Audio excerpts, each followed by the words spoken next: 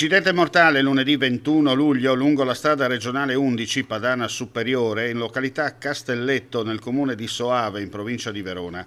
La vittima, un motociclista friulano Alessandro Klintz, 64 anni, originario di Cividale del Friuli.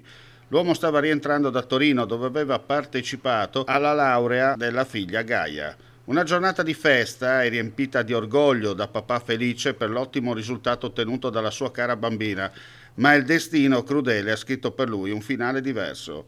Klintz stava viaggiando in sella alla sua moto quando, per cause in corso di accertamento, ha perso il controllo del mezzo ed è uscito di strada. L'impatto gli è stato fatale, morendo sul colpo. Inutili i soccorsi. Rilievi da parte dei carabinieri di San Bonifacio. Klintz era socio di una tappezzeria a Cividale del Friuli.